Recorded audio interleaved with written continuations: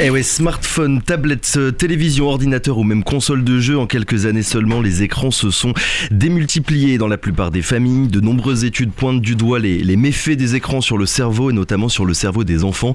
Lorsqu'ils sont, les enfants, exposés trop jeunes aux écrans, cela peut avoir des conséquences sur le développement et leur santé. Pour en parler, nous sommes ce matin avec Frédéric Desflots et Triaya de l'association Classe Doco. Bonjour. Bonjour à tous les deux. Si on vous reçoit ce matin, c'est parce que votre association organise ce mercredi une conférence à propos des répercussions des écrans sur les enfants.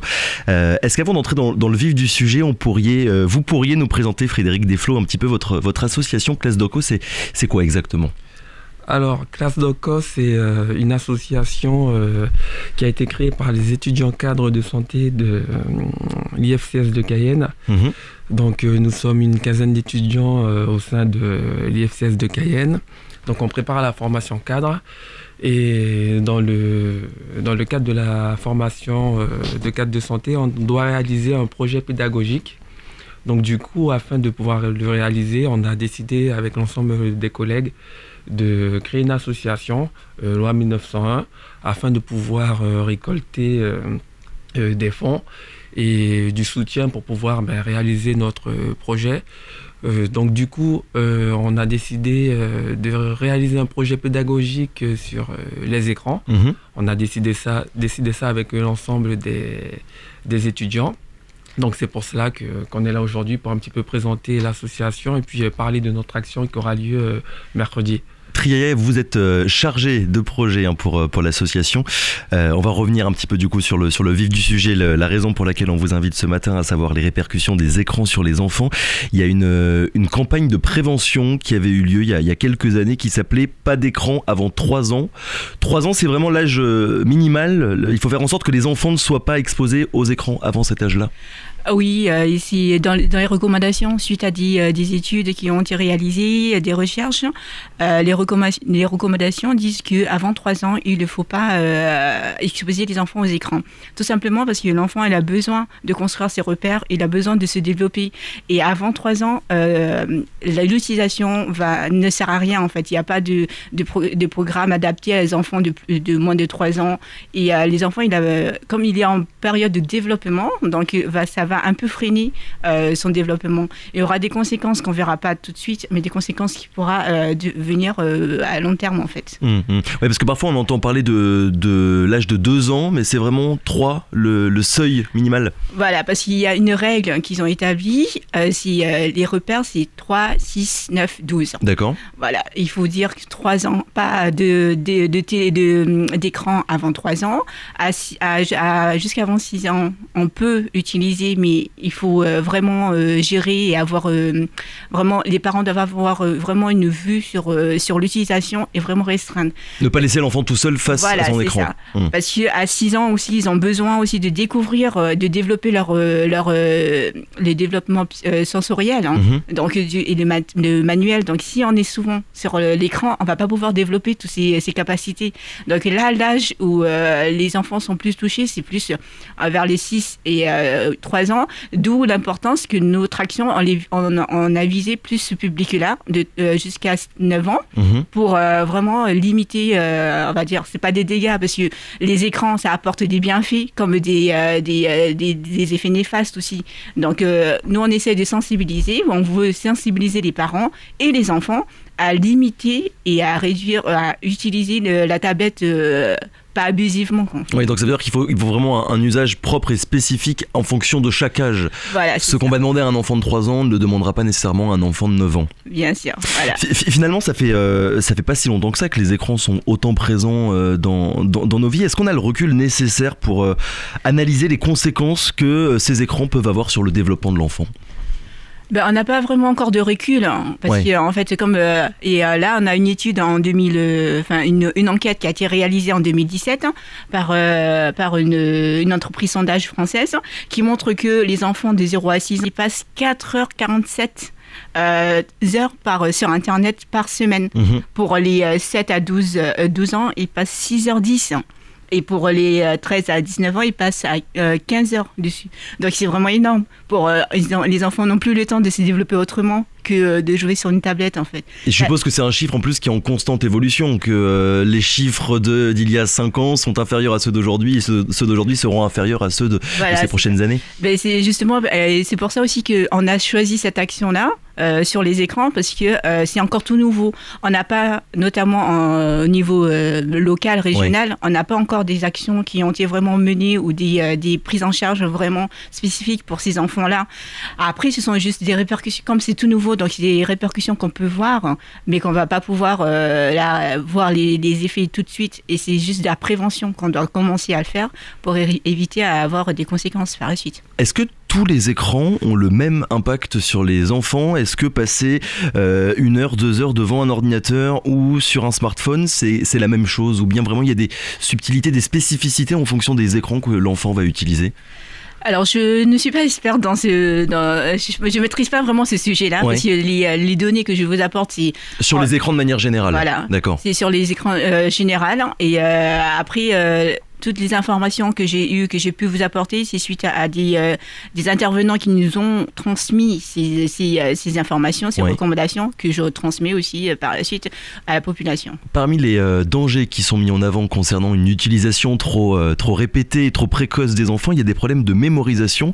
Le temps passé sur les écrans, je suis en train de citer, nuit à la concentration et à la mémoire, c'est bien ça ? Peut-être Frédéric Desflos, vous voulez répondre sur ce point? Effectivement, plus on passe du temps sur les écrans, forcément ça altère la concentration, surtout des plus jeunes. Oui.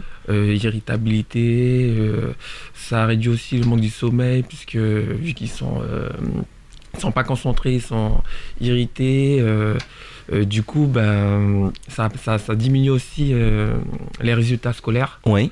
Donc, effectivement, on n'a pas énormément de recul sur l'effet des écrans, mais on sait que ça a une incidence en fait sur le développement des très jeunes et des moins jeunes aussi. Et puis maintenant, avec aussi le phénomène des réseaux sociaux, là aussi, il y a une incidence en fait sur la jeunesse. Oui, parce que justement, puisque vous parlez des réseaux sociaux, depuis tout à l'heure, on parle des écrans de manière générale.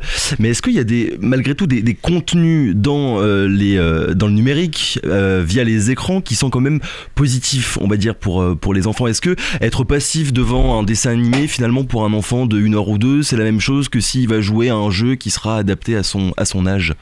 Mais comme on a dit, l'outil numérique, il développe plein de choses aussi, comme c'est un outil de loisir, d'apprentissage, d'éducation, de formation culturelle, ou sinon il y a aussi dans le domaine musical. Mais c'est juste il faut savoir sélectionner les programmes, savoir sélectionner les applications, savoir sélectionner les logiciels qui sont adaptés, pas faire tout n'importe quoi en fait. Donc c'est d'où l'importance des parents de pouvoir avoir un œil dessus et d'accompagner l'enfant dans ses écrans en fait, dans son temps d'écran. Ouais, et malgré tout quand même, on l'a dit, problème de mémorisation, de concentration, vous l'avez dit aussi, trop d'écrans qui nuisent au sommeil des enfants. Il y a beaucoup de témoignages de parents qui expliquent utiliser les écrans aussi pour calmer un enfant. C'est une mauvaise chose, ça aussi? Frédéric Desflos, peut-être? Je pense que c'est... comment dirais-je? Je vais juste vous demander de vous rapprocher un tout petit peu du micro, comme ça tout le monde vous entendra. Je pense que c'est en fait une fausse bonne idée, en fait. Oui. Parce que sur l'instant T, on pense que voilà, l'enfant il est calmé, mais en fait, ça développe plein de choses chez l'enfant. Donc ça, ce sont des sujets qu'on abordera du coup mercredi lors de la conférence. Les parents qui seront sur place pourront poser des questions aux intervenants qui seront là. J'espère qu'ils auront les réponses et peut-être les méthodes à adopter face au comportement des enfants. Et puis les écrans, il y a des effets néfastes, mais il y a aussi des effets positifs. Il faut tout simplement essayer de bien réguler ça, avoir le juste milieu sur l'utilisation de cet outil numérique qui est quand même apporte énormément actuellement dans la société. Oui, finalement, il y a aussi toute une question d'éducation des parents. Exactement. Aux écrans pour savoir véritablement comment bien s'en servir. Vous avez, je sais pas, invité peut-être des parents en particulier pour leur expliquer comment mieux faire avec leurs enfants? En fait, on n'a pas invité des parents particuliers, on a invité des intervenants qui maîtrisent bien ce sujet pour pouvoir échanger avec la population. Nous, on a en fait, pour notre action, on a demandé à que les gens s'inscrivent pour pouvoir participer à notre événement. Tout simplement pour le fait que on est en mesure sanitaire en ce moment, donc on peut pas recevoir tout n'importe qui. Et vu l'endroit où on va mener notre action, elle est quand même un peu restreinte, donc on n'a pas une capacité d'accueil très importante. Donc ce qui est dommage parce qu'on aurait aimé sensibiliser le maximum de personnes, mais vu les contextes actuels, on peut pas recevoir plus de personnes. Ouais. Donc c'est pour ça qu'on essaie. En fait, on a fait notre promotion. Pour que les gens soient sensibilisés et les gens qui sont vraiment intéressés peuvent s'inscrire à un numéro, le numéro qu'on a affiché sur nos affiches en fait. Est-ce que vous sentez quand même que il y a de l'écoute de la part des parents qui sont peut-être ignorants sur cette question, ils sont prêts à entendre justement ce que vous avez à dire, ou bien les écrans sont tellement présents finalement que c'est compliqué de s'en passer? Non, c'est très demandé en fait, parce que comme je vous ai dit, on a demandé des inscriptions téléphoniques, donc les gens appellent, et quand ils appellent, ils demandent déjà plus d'informations sur les écrans, comment on peut les accompagner. Mais comme je dis encore, nous ne sommes pas encore des experts, nous ne maîtrisons pas le sujet, c'est pour ça qu'on a invité les intervenants spécialisés dessus pour répondre aux attentes et aux réponses des parents. Pendant le confinement, vous avez parlé il y a quelques minutes du contexte actuel. Pendant le confinement, les écrans ont joué un rôle majeur dans la vie de tout le monde, mais aussi dans la vie des enfants, dans la vie des élèves, notamment pour leur permettre de suivre les cours à distance. Quand on voit d'un côté qu'il y a de plus en plus d'écrans, qu'on les utilise de plus en plus souvent et pour des activités qui ne sont pas que ludiques, que pour s'amuser, que pour regarder des dessins animés, quand on voit ça et que de l'autre côté, il y a de plus en plus d'études alarmistes sur les répercussions des écrans qui se multiplient, on a quand même un petit peu l'impression d'être pris en étau entre les deux. Qui veut répondre sur ce point ? Effectivement, c'est les nouvelles technologies, hein. Il faut apprendre à bien les utiliser. Après, la société évolue, on va avec son temps, donc ça va faire partie du paysage de la société. Donc il faudra faire avec et puis faire attention à ne pas... entre guillemets, l'utiliser avec des dérives, c'est-à-dire en excès. Mais ça fait partie des avancées, il faut faire avec. Et après, concernant les réseaux sociaux en particulier, parce qu'on le sait, il y a de plus en plus de jeunes qui s'inscrivent de plus en plus tôt. Est-ce que sur ce point, là aussi, il y a danger ? Il faut faire en sorte que les parents ne laissent pas leurs enfants tout seuls devant leur écran et leur compte de réseau social ? Justement, parce que les recommandations, ils disent que à partir de 13 ans, les enfants ont besoin l'enfant commence à s'affranchir des repères familiaux et en allant sur les réseaux sociaux, ils peuvent avoir des conséquences comme le harcèlement. Le harcèlement, c'est une chose qu'on connaît maintenant, qui arrive assez souvent sur les enfants. Donc, les réseaux sociaux peuvent exposer quand on ne cadre pas bien le contexte avec l'enfant, quand on laisse l'enfant aller s'inscrire sur des réseaux sociaux, sur Astra, je ne vais pas nommer. Il y en a beaucoup. Voilà, il y en a beaucoup. Et du coup, ça sera une des conséquences, en fait. Si on utilise mal l'enfant, il est encore jeune, il ne connaît pas encore la vie. En fait, il découvre la vie. Et si on ne lui dit pas, fais attention sur les réseaux sociaux, tu risquerais de voir ceci, de voir cela, l'enfant peut être choqué. Et après, l'enfant peut partir sur une dérive qui pourra... Parce qu'on dit que tout ce qui est mis sur les réseaux sociaux, ça ne t'appartient plus. Ça appartient à tout le monde. Donc, il faut bien expliquer ça aux enfants, que tout ce que tu dis, tout ce que tu mets, tu peux plus, ça t'appartient plus, ça appartient à tout le monde. En fait, tu pourras plus l'enlever, tu pourras plus revenir en arrière. Il y a des règles, des consignes qu'on doit donner aux enfants pour qu'ils puissent l'utiliser correctement, en fait. Il y a des règles et consignes à donner aux enfants, mais il y a aussi des règles et consignes à donner aux parents. Qu'est-ce qu'il faut faire dans ce cas s'il y a des parents qui nous écoutent ? Il faut interdire, il faut limiter l'usage des écrans. Est-ce qu'il y a des choses à faire, à pas faire pour éviter tous ces dangers là dont on parle depuis tout à l'heure ?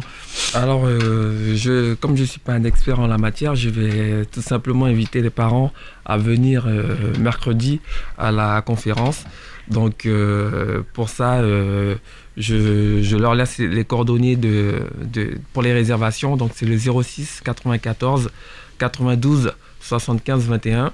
Donc, les parents prendront contact avec le secrétariat pour pouvoir s'inscrire et participer à la conférence. Et puis le jour J, les professionnels essaieront de répondre aux questions des parents sur comment faire, comment mieux faire en tout cas. Vous avez invité qui précisément à cette conférence parmi les professionnels dont vous parlez depuis tout à l'heure? Alors, on a invité le professeur Elinga, qui est le chef de service du pôle mère-enfant du CHU de Cayenne. Ouais. On a aussi invité le docteur Diop, qui est un pédopsychiatre du CHU. Et on a aussi invité une puéricultrice qui a fait un travail énorme sur les écrans. Donc, qui pourrait répondre facilement aux attentes des parents. Il y a peut-être un site internet, une page Facebook, je ne sais pas s'il y a des auditeurs qui n'ont pas eu le temps d'écrire votre numéro de téléphone pour pouvoir avoir tous les renseignements nécessaires à cette conférence de mercredi. Donc non, on n'a pas, comme je vous ai dit, c'est une jeune association. Jeune association. Donc, on fait avec les moyens. Donc on n'a pas encore de page Facebook, mais on a je vais redonner le numéro, le 06 94 92 75 21. Donc on espère avoir encore de nombreux appels et pour qu'il y ait le maximum de personnes qui soient sensibilisées le jour J. Triaya, dernière question, il est 7h29 pour terminer. Est-ce qu'il faut finalement avoir peur des écrans? Parce que c'est vrai que depuis tout à l'heure on en dresse quand même un portrait très, très sombre. Il faut en avoir peur ou il faut s'en méfier de manière tout à fait correcte? Il ne faut pas en avoir peur. C'est juste savoir bien régler, bien doser l'utilisation. Parce que l'utilisation peut apporter vraiment de bonnes conséquences, comme des mauvaises conséquences, en fait, ouais. des bienfaits. Donc du coup, non, il ne faut pas avoir peur. Il faut dire aux parents, que l'utilisation, il ne faut pas abuser de l'utilisation, mais ça apporte aussi des avantages. Triaya, Frédéric Desflots, merci beaucoup. On le rappelle, vous êtes de l'association Classe Doco et vous étiez avec nous ce matin pour nous parler de cette conférence que vous donnerez mercredi à propos des répercussions des écrans sur les enfants. Merci à tous les deux d'être venus avec nous. Merci à vous.